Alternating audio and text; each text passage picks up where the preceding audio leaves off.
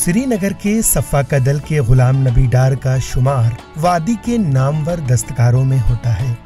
68 سالہ غلام نبی ڈار نے 10 برس کی عمر میں تعلیم ترک کر کے اس ہنر کو سیکھنا شروع کیا اور 25 برس کی دن رات محنت و لگن کے بعد انہوں نے یہ ہنر سیکھ لیا۔ حال ہی میں اس دستکار نے اللہ تعالیٰ کے 99 ناموں کا ایک دلکش نمونہ ایک مقامی مسجد کے لیے تیار کیا ہے۔ محنت اور اپنے کمال سے انہوں نے یہ نمونہ 1 ماہ میں ہی مکمل کیا۔ ای ٹی وی بھارت کے ساتھ خصوصی گفتگو میں غلام نبی ڈار نے بتایا، گھنٹے لگیں گے اس کو۔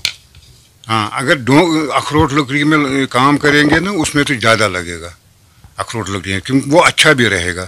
بہت سارے مسجد ہیں میرے ابھی تو باقی ہے، وہ ان کا آرڈر دے دیا ہے، ابھی کرنا ہے۔ سارے یہ کہتے تھے ماہ رمضان میں یہ پورا ہو جائے گا۔ گھر والے بھی پسند کرتے ہیں۔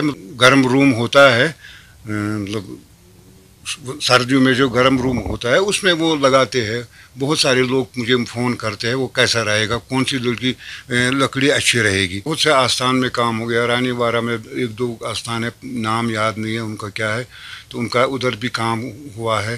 ادھر سادہ محلہ میں، یہاں بنگر محلہ میں سوبن اس کو بولتا ہے، وہاں پر بھی کارویں کا کام ہو گیا اس کا۔ اور وہاں جو مسجد ہے وہاں میں نے ممبر بنایا ہے، بہت بڑھیا ممبر بنایا ہے۔ سری نگر کا شہر خاص دستکاری اور ہنرمندی کے لیے جانا جاتا ہے اور اس پہچان و ہنرمندی کو زندہ رکھنے میں غلام نبی ڈار جیسے فنکاروں کا اہم رول ہے۔